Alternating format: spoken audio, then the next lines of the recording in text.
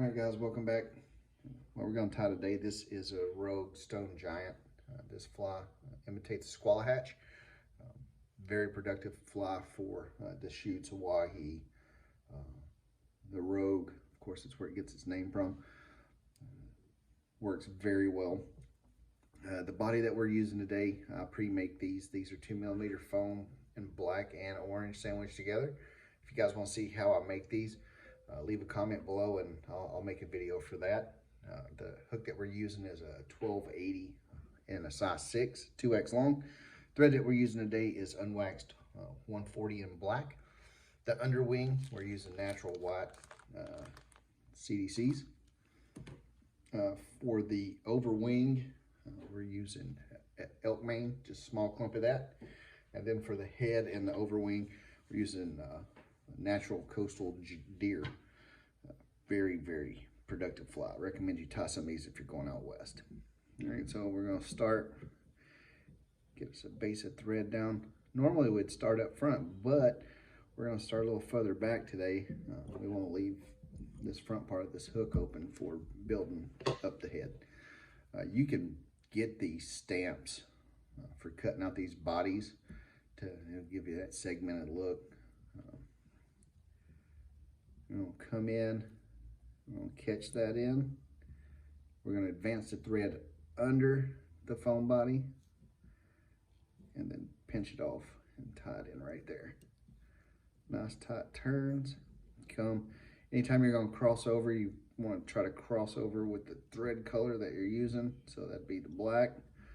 Now we're gonna come in and put some super glue in here to help hold that on there so we can get it kind of tight. Now, when it puffs up like this, we're gonna come in and just kind of cut that on a taper. That'll help walk that down onto that hook a little bit better for you. This will help secure that body too. There we go. All right, now that we're to this point, what we're gonna use for a little bit of flash under that, this is lateral scale. I use this a lot on a lot of my streamers. This works really good to give that little sparkle, like it's gonna be part of its wing as it flutters. If you guys ever get a chance, or if you guys are out west, I recommend you guys take opportunity and fish the squaw hatch at least once. It is phenomenal. It's usually when you find them on the Hawaii, the line to get into the fishery is long. We're gonna tie those in. Open our thread up a little bit here. Take a loose wrap over, help lay that down a little bit. Your overwing's gonna squish that down, so we don't have to worry about it too much.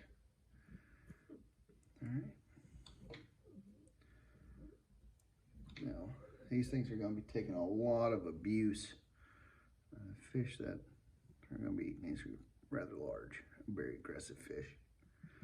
When this happens out west, these things are in an abundance. They're everywhere. Fish are just gorging themselves.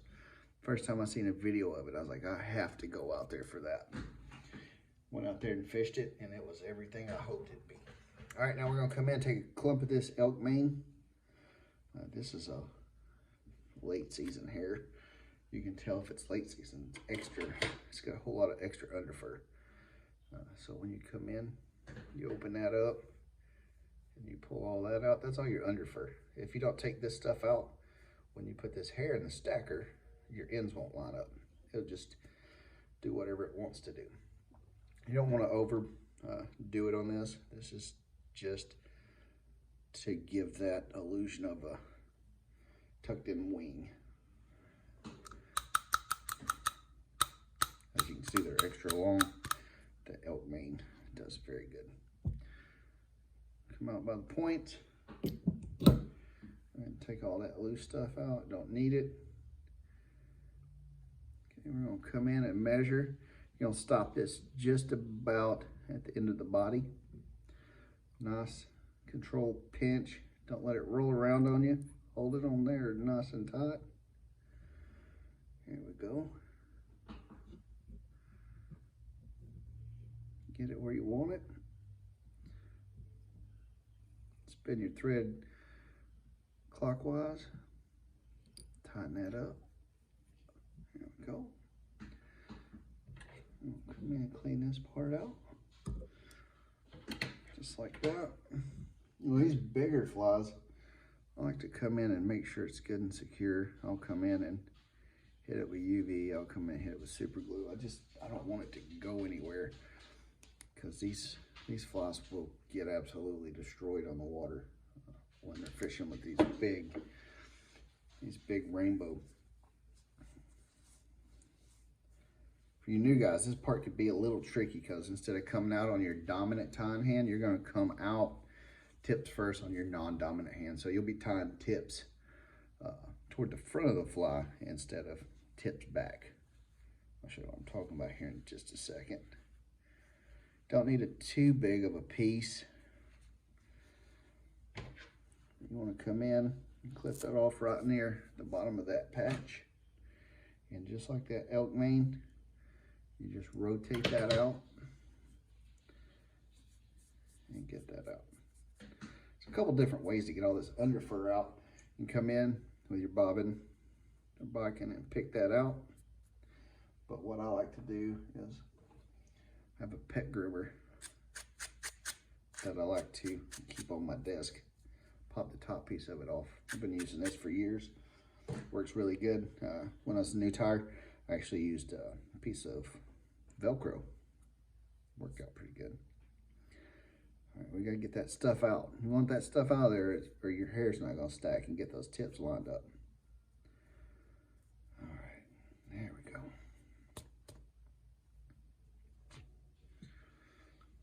right, let's get this in here. Now for this piece, you want, this is kind of long hair. You can see that it's kind of long. I have another set of coastal here, but this is a little bit shorter. I use this on collars for sculpin patterns. But for this pattern, you're going to need them to be a little bit longer, because the wing's going to come almost to the midpoint of that body. All right, now before you grab them and pull them out like that, you want to turn the tips toward the front of the fly. I'll pull it out this way this time.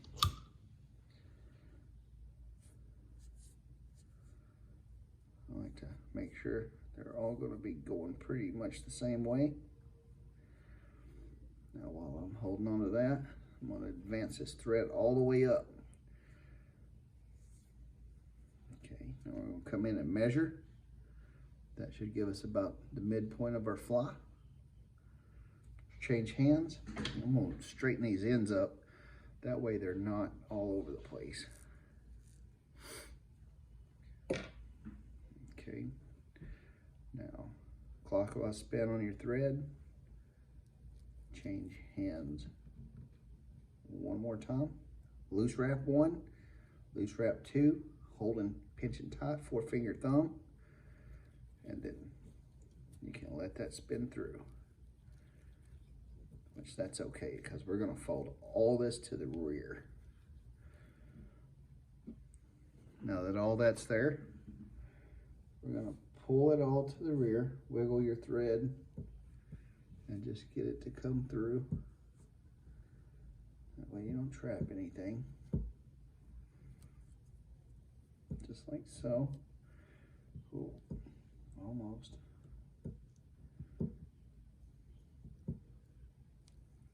You're going to take 1 loose wrap, 2 loose wraps, look at everything, kind of flatten it out,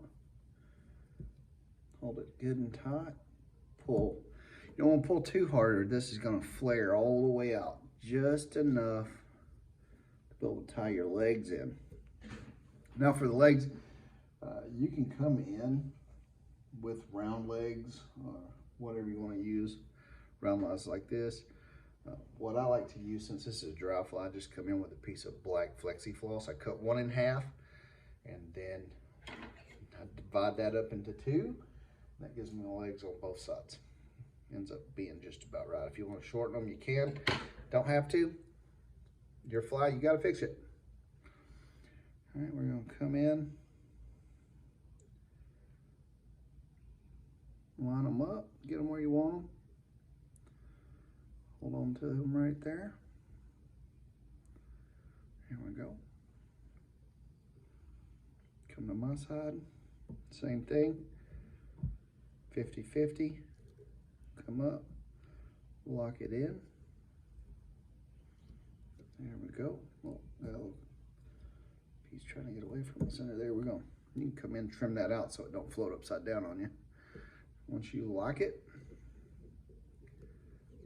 come in and whip, finish.